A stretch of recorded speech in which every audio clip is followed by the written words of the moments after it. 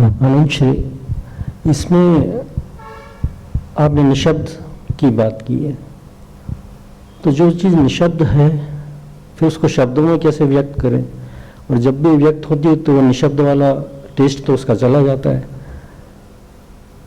तो ये बड़ा विरोधाभास है, इस पर थोड़ा सा स्पष्टता दें।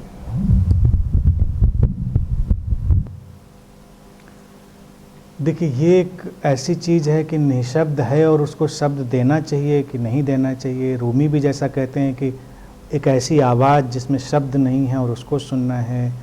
फिर तमाम और भी जो संतों के वक्तव्य हैं वो इधर ही इशारा करते हैं। लेकिन मैं समझता हूँ कि हम एक द्वैत के जगत में रहते हैं जो कि हमेशा ही रहेंगे। ये जीवन ही द्वैत पर खड़ा है, डुअलिटी पर। तो शब्द और निशब्द दोनों चलेंगे। शब्द निशब्द को बांधते नहीं हैं पूरी तरह, ये बात सच है। बहुत कुछ अधूरा छूट जाता है। लेकिन जैसे जैसे मनुष्यता का विकास होता है, हमारी आध्यात्मिक गहराई बढ़ती है और एक समझ जिसमें इंडिविजुअल और कलेक्टिव दोनों समझ शामिल होती हैं, मैं समझता हूँ, तो शब्दों का और अच्छे से अच्छा उपयोग बढ़ता चला जाता है। जैसे पहले किसी ने कही कोई चीज़, हो सकता है बहुत खूबसूरत ढंग से कही हो, लेकिन बहुत कम लोग ऐसे होंगे। आज के वक्त में जब हम आएंगे तो हमारे पास कहने की और क्षमता है। हमारा कहने का जो ढांचा है, जो कहने का टूल है, वो और विकसित हो गया है। हम शब्दों के माध्यम से और खूबसूरत ढंग से चीज़ों को सामने रख सकते हैं।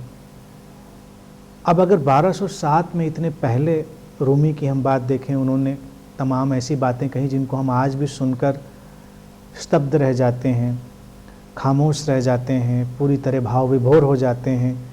और अपने अगर भारत के संत परंपरा में देखें तो पीछे जाएं, एक से एक कीमती बातें लोगों ने शब्दों में कही। वो उस समय का अपना ढंग था। मुझे लगता है कि तब थोड़ी सीमा थी शब्दों की, तब भी खूबसूरत ढंग से कहा गया, ये एक सोचने की बात है।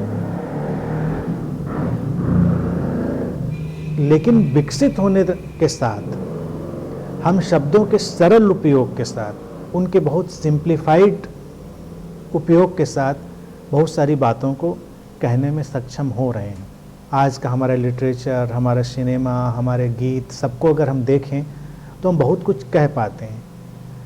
कहना खूबसूरत है, मैं समझता हूँ कहा भी जाना चाहिए, क्योंकि नहीं तो बात ट्रांसमिट कैसे होगी। और अगर ये वाणी और ये शब्द अस्तित्व ने हमको दिए, अस्तित्व नहीं तो दिए हमको, उनको परिष्कार करने की क्षमता भी अस्तित्व ने हमको दी है, उनको विकसित करने की, तो इनके उपयोग से हम निकटतम जाने की कोशिश हमेशा करते रहेंगे। कभी कभी हमको लगेगा जैसे बस हमने छू लिया उसको, कभी फिर दूरी बनेगी।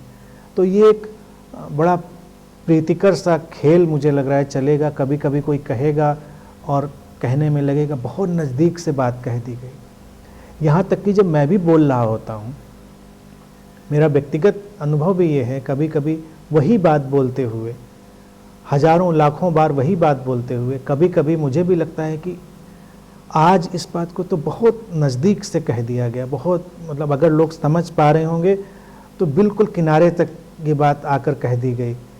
कभी सुनने वालों को भी लगता है कि आज ऐसा लगा जैसे बिल्कुल हमने उस निशब्द को छू लिया, उस अदृश्य को हमने महसूस कर लिया। तो ये शब्दों का जादू और शब्दों की क्षमता भी है।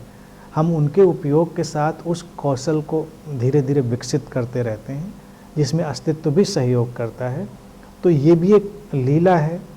निशब्द हमेशा काम का बना रहेगा बेशक, और शब्द और निशब्द के बीच संतुलन, ये मनुष्यता के विकसित होने की या मनुष्य के विकसित होने की एक घटना होगी जब दोनों संतुलित होंगे।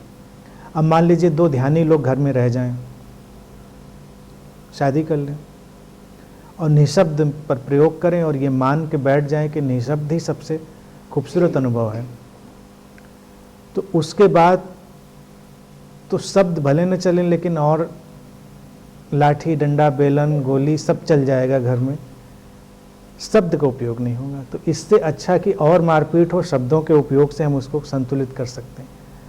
तो जब जरूरत निःशब्द की तब निःशब्द में जाना, और जब शब्द की जरूरत तब शब्द में जाना, ये एक संतुलित व्यक्ति है। ध्यानी व्यक्ति वही है, जब जरूरत है तो उसे बोला जाता है, जब जरूरत नहीं है तो वो नहीं बोलता।